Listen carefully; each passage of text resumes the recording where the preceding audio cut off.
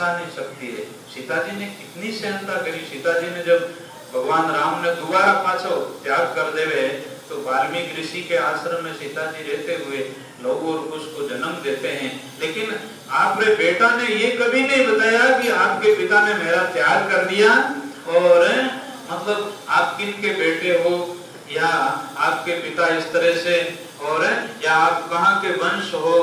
नहीं बेटा, अपना सब कुछ वाल्मीकि गुरुदेव है और गुरुदेव के शरण में रहने वाले कोई जाति से या माता पिता से कोई मतलब नहीं है। गुरुदेव से ज्ञान प्राप्त करना है और ज्ञान प्राप्त करके अपना आत्मा स्वरूप परमात्मा को अपने अंदर में जानना है बेटा।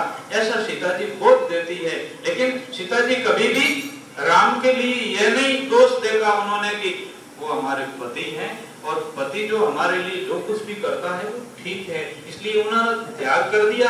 मर्जी उन्होंने, जब मेरे को बुला लेगा तो मर्जी उन्होंने, वे मेरे पति हैं, इसलिए कभी उन्होंने रीस नहीं करी कभी भी जिंदगी के अंदर में। ऐसा कोई प्रमाण नहीं आते सीता जी का। क्या गुस्सा आया सीता जी ने और सीता जी इस तरह से बोल गया। नहीं नहीं, ऐसा मतलब इतनी बड़ी शक्ति, ऐसी महान सहनता करने वाली सीता जी, कुंता, अनुसुईया, इस नारियां को नाम लेने से भी अपना हृदय पवित्र हुए। जैसे कोई राम राम करते हैं, जैसे कोई संतों को नाम लेते हैं, इसी तरह से ऐसी महान नारियों का आज कुंता कुंता कुंता, सीता सीता सीता, ऐसे महापुरुष नारियों का नाम लेने से हृदय पवित्र होते हैं। तो सीता जी इतना दयालु था कि वहां पर हनुमान जी को कहते हैं, अरे हनुमान, तुम रावण के बेटे को मार दिया और कई बेचारे राक्षसों को मार दिया, ये मेरे पास में जितनी भी राक्षसनियां बैठी है आप इनको नहीं मारना।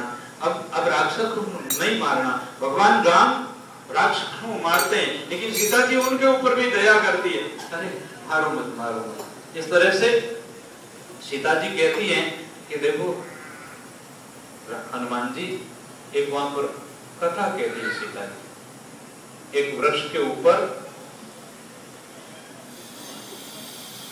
नीचे एक आदमी और एक पागती में रीछ सुकर एक शेर आया और उसकी आवाज सुनकर के आदमी भी उन रोपड़ा के ऊपर चढ़ गए और वो रीछ भी उनके ऊपर चढ़ गए। क्यों? शेर से डरने से।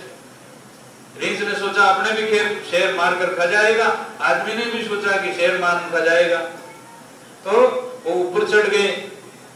अब शेर ने सोचा कि इन दोनों में कोई भी नीचा आएगा, भूख मिटाऊंगा, आज इसको मारकर खाऊंगा। तो दिन अस्त हो गया, रात पड़ गई। शेर ने कहा,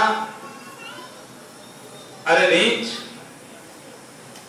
मनुष्य इन्हें नीचे बढ़ गई, मार मार करके मैं खा जाऊं और मैं चला जाऊं और तू भी चली जाए। और रीछ कहे, नहीं नहीं, आत्मा सो परमात्मा है, अपने जगह इनकी आत्मा है, अपन ऐसा काम नहीं करें। अच्छा, अरे जानवर नहीं करें ऐसा मतलब आदमी, लोभी आदमी और आपरा मतलबिया आदमी ऐसे कर लेते हैं, जानवर नहीं करे, मिनट कर लेते हैं ऐसी गलती। रात काफी चली गई, आधी रात हो गई। अब उस आदमी ने, शेर ने कहा, अरे मनुष्य, अरे तो आत्मक है, अब इन्हें रींग चढ़ाने थोड़ी नींद आ रही है, थोड़ा ढीलो देनी तो नीचे आ जाओ और मारो पेट भर लूं, मैं जाऊं और फिर तू भी चला जाएगा, मैं तेरे को नहीं खाऊंगा। तो आदमी आपकी जान बचाने रे वास्ते, आप स्वार्थ रे वास्ते, और उन्हें पहली रींच बचा भी दियो, लेकिन मतलब वो ऐसे नहीं, वो कृत गुणी निकल गया और उनका गुण भूल गया और वो जाकर के इसी तरह से चिल्ला दिया और थोड़ी उस रींच को नींद आई थी और ऐसी कृपा हुई भगवान की जिससे कि वो बढ़ता बढ़ता गिरता गिरता उनके हाथ में टानी जिल गई और फिर पेड़ को पकड़ करके और ऊपर पाछो वापस ठीक बैठ गया। अबे वो शेर कह रही है कि देख ले, अबे तो अबे दिन मनुष्य नीचे पटक दूं, लेकिन वो रींच कह रहा है नहीं, चाहे भले मनुष्य गलती कर दी, लेकिन हम पशु ऐसी गलती नहीं करेंगे, इनको नहीं डालेंगे, इनकी आत्मा और हमारी आत्मा है।